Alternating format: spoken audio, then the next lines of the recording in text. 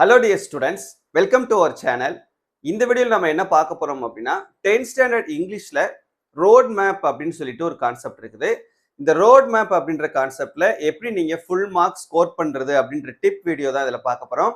இதை பார்க்கறதுக்கு முன்னால நீங்க இன்னும் நம்ம சேனலை சப்ஸ்கிரைப் பண்ணலைன்னா மறக்காம சப்ஸ்கிரைப் பண்ணிட்டு தயவு செஞ்சு இந்த வீடியோக்கும் ஒரு லைக் போட்டுக்கோங்க. அப்பதான் ஃபியூச்சர்ல இது மாதிரி பல வீடியோஸ் உங்களுக்கு கொடுக்கறதுக்கு எனக்கு ஒரு சின்ன மோட்டிவேஷனா இருக்கும். அண்ட் மறக்காம நம்மளுடைய வாட்ஸ்அப் சேனல்ல ஜாயின் பண்ணிக்கிறீங்க. அந்த வாட்ஸ்அப் சேனலுடைய லிங்க் நான் இந்த வீடியோட டிஸ்கிரிப்ஷன்ல கொடுத்துருக்கேன். அப்போதான் நீங்க ஃபியூச்சர்ல எந்த ஒரு வீடியோவையும் எந்த ஒரு இன்ஃபர்மேஷனையும் மிஸ் பண்ணாம பார்க்க முடியும். ஓகே, இப்போ இந்த ரோட் மேப் அப்படின்ற கான்செப்ட் உங்களுக்கு சாய்ஸ் எதுவும் இருக்காது. கொஸ்டின் நம்பர் 28ல இந்த ரோட் மேப் கொடுத்துருப்பாங்க. நீங்க அவங்கள வந்து இன்ஸ்ட்ரக்ட் பண்றது மாதிரி கொஸ்டின் வந்து கேட்டிருப்பாங்க. இப்போ உங்க ஸ்கிரீன்ல பாருங்க, கொஸ்டின் தெரியுது பாருங்க. இந்த மாதிரி தான் உங்களுக்கு கொஸ்டின் வந்து ரோட் மேப்ல கேட்பாங்க. கொஸ்டின் நம்பர் 28ல இப்போ உங்களுக்கு போர்டில் நான் 2 ரோட் மேப் கொடுத்துருக்கேன். ஒன்று பார்க்கலாம். இப்போ இந்த ஃபர்ஸ்ட் ரோட் மேப் எடுத்துக்கிட்டிங்கன்னா யூ ஆர் ஹியர், நீங்கள் எங்கே இருக்கீங்க? இந்த இடத்துல இருக்கீங்க. அவங்கள நம்ம எங்கே கைட் பண்ணணும் அப்படின்னா கவர்மெண்ட் ஹாஸ்பிட்டலுக்கு. கவர்மெண்ட் ஹாஸ்பிட்டல் எங்கே இருக்குது? இந்த இடத்துல இருக்குது. ஸோ இங்கே இருக்கக்கூடிய உங்ககிட்ட ஒருத்தவங்க வந்து கவர்மெண்ட் ஹாஸ்பிட்டலுக்கு போகணும் அப்படின்னு கேட்குறாங்க. அப்போ அவங்களுக்கு வந்து நீங்கள் இன்ஸ்ட்ரக்ஷன் கொடுக்குறீங்க. நேராக போங்க, லெஃப்ட் சைடு திரும்புங்க, ரைட் சைடு திரும்புங்க, இந்த ரோடு வழியாக நடந்து போங்க, அங்கே இந்த ஒரு பில்டிங் இருக்கும், அதை தாண்டி நடந்து போங்க, அப்புறம் லாஸ்ட்டாக நீங்கள் போக வேண்டிய கவர்மெண்ட் ஹாஸ்பிட்டல் உங்களுடைய ரைட் சைடோ இல்லை லெஃப்ட் சைடோ இருக்கும் அப்படின்னு சொல்லிட்டு இந்த மாதிரி தான் நம்ம இன்ஸ்ட்ரக்ட் பண்ணுவோம். எப்பவுமே இந்த ரோட் மேப் பொறுத்த வரைக்கும் சிம்பிள் சென்டென்ஸை யூஸ் பண்ணுங்க. அந்த இம்பரேட்டிவ் சென்டென்சஸ் யூஸ் பண்ணி தான் நம்ம இன்ஸ்ட்ரக்ஷன் கொடுக்கணும்.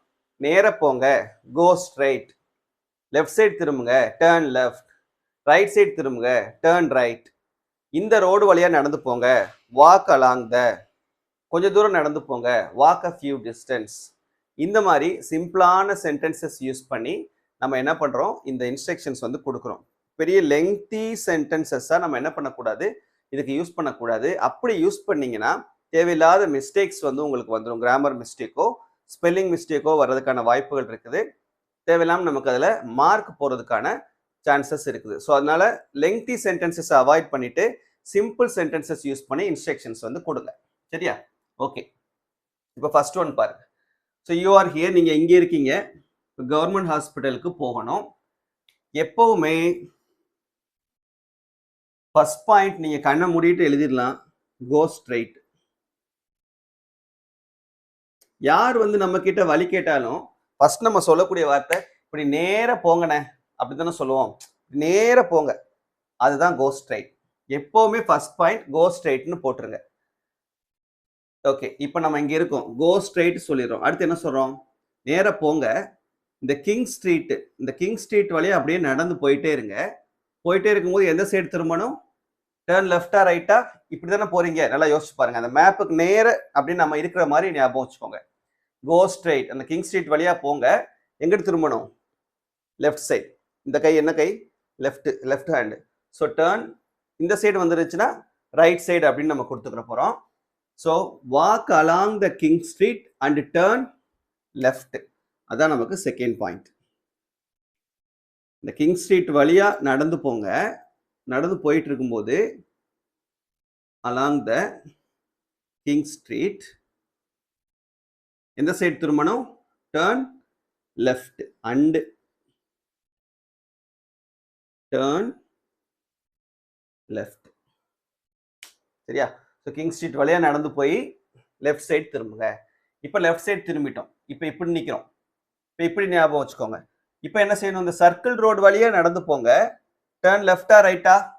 இந்த பக்கம் தானே, அப்ப right side. So walk along the circle road and turn right.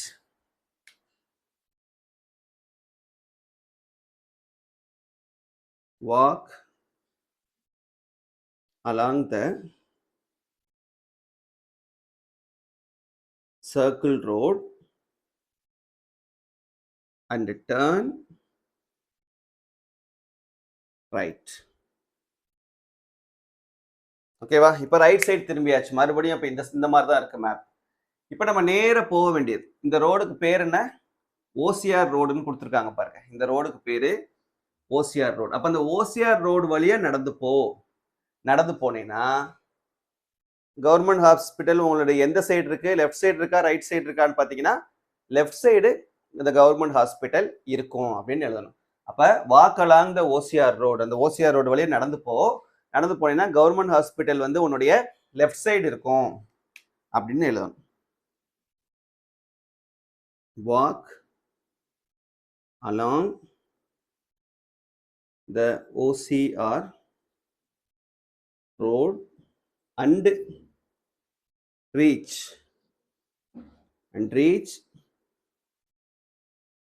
government hospital on your left side. சரியா? ஸோ ஓசிஆர் ரோடு வழியா நடந்து போனேன்னா கவர்மெண்ட் ஹாஸ்பிட்டல் உன்னுடைய லெஃப்ட் சைடு இருக்கும் அப்படின்னு சொல்லிடுறோம். புரிஞ்சுதா? நெக்ஸ்ட் செகண்ட் ஒன் பாருங்க. செகண்ட் ஒன்ல யூ ஆர் ஹியர், நீங்க எங்க இருக்கீங்க? இந்த பஸ் ஸ்டாப் பக்கத்துல இருக்கீங்க. அவங்கள எங்க அனுப்பணும்னா மியூசியம்க்கு அனுப்பணும். சரியா? ஸோ அதே மாதிரி நம்ம ஃபர்ஸ்ட் பாயிண்ட் எப்பவுமே என்ன சொல்லியிருக்கோம்? Go straight. First point go straight தான். இப்போ இப்படி நிற்கணும் நாம, யூ ஆர் ஹியர். சரியா?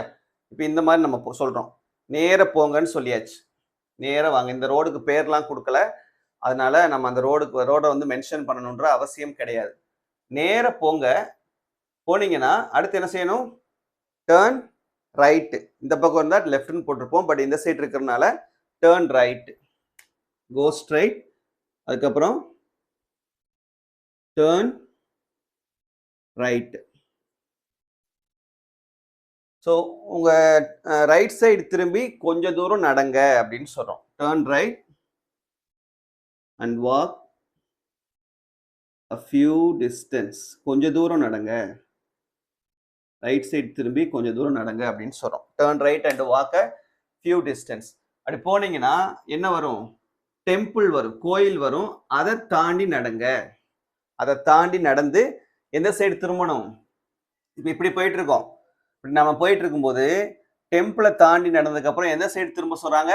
இந்த சைடு திரும்ப சொல்றாங்க. அந்த சைடு என்னது? Left side.